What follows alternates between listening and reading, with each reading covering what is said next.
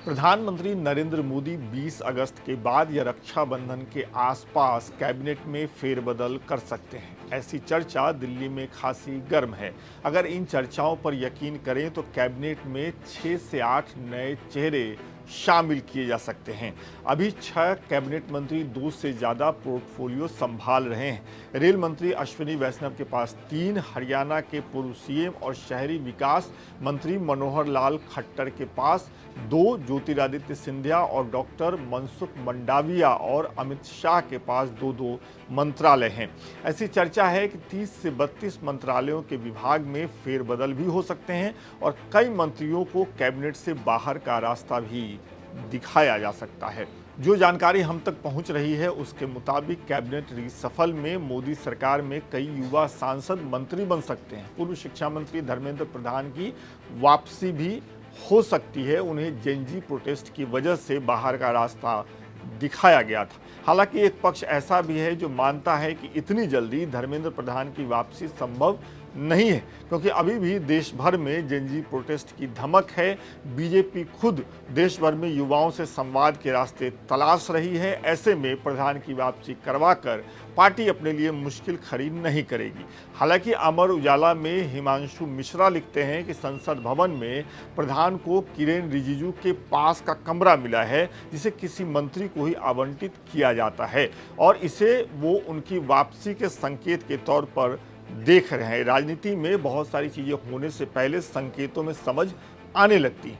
पूर्व केंद्रीय मंत्री अनुराग ठाकुर, युवा मोर्चे के पूर्व प्रमुख तेजस्वी सूर्या, पंजाब के राज्यसभा सांसद राघव चड्ढा, महाराष्ट्र के उप मुख्यमंत्री एकनाथ शिंदे के पुत्र श्रीकांत शिंदे वो नाम हैं जिनके मंत्रिमंडल में शामिल होने की चर्चा बहुत तेज हैं। उत्तर प्रदेश के उप मुख्यमंत्री ब्रजेश पाठक और केशव प्रसाद मौर्य भी शामिल हो सकते हैं।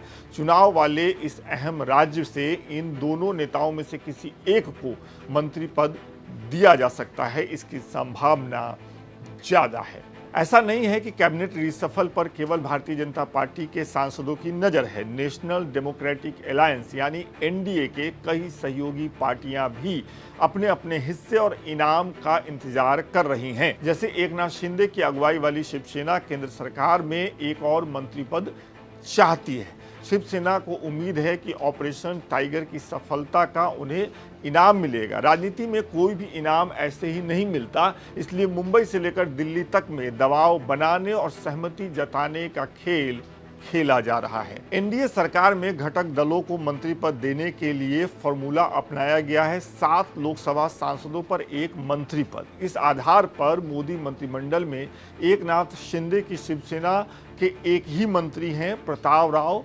जाधव। बीते महीने ऑपरेशन टाइगर के तहत एकनाथ शिंदे उद्धव ठाकरे की शिवसेना से 6 और सांसद तोड़कर अपने साथ ले आए थे, अपने पाले में ले आए थे। इस तरह उनके सांसदों की कुल संख्या बढ़कर हो गई है 13।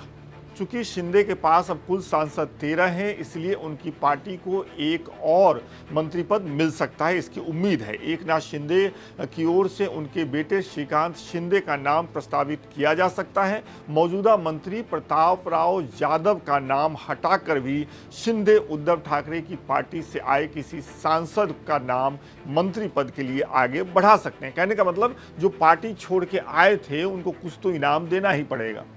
लेकिन ऐसा भी नहीं है कि एनडीए में केवल एकनाथ शिंदे हैं जो अपने लिए एक और मंत्री पद की उम्मीद में हैं। केंद्रीय मंत्री चिराग पासवान के हवाले से भी ऐसी ही खबरें आ रही हैं। चिराग पासवान फिलहाल केंद्र में मंत्री हैं।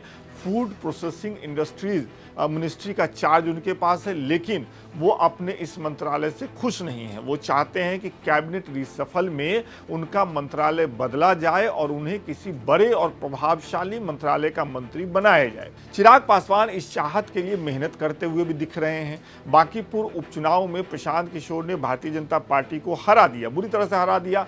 पूरी बीजेपी पीके के नाम भर से बिगड़ जाती है, नाम सुनने भर से बिगड़ जाती है, लेकिन चिराग बाबू प्रशांत किशोर की तारीफ कर रहे हैं।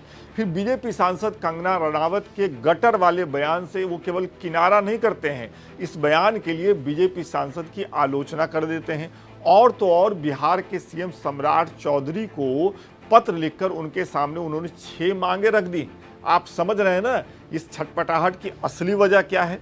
ऐसी भी चर्चा है कि नए चेहरों को जगह देने के लिए मौजूदा कुछ मंत्रियों को उनके पद से हटाया जा सकता है। संभावना है कि महिला सांसदों को प्रमोट किया जा सकता है और दक्षिणी राज्यों के प्रतिनिधियों को प्राथमिकता दी जा सकती है। हालांकि किसी का नाम अभी तक सामने नहीं आया है, लेकिन कुछ रिपोर्ट्स में ये दावा किया जा रहा है कि तमिलनाडु में बीजेपी डीएमके पर डोरे डाल रही है, लिहाजा डीएमके के पास एक मंत्री पद जा सकता है।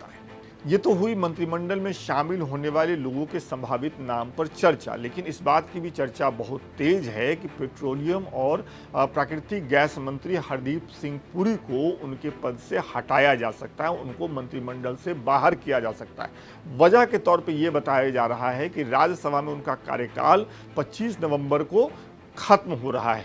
उनके दोबारा राज्यसभा भेजे जाने की स्थिति अभी साफ नहीं है।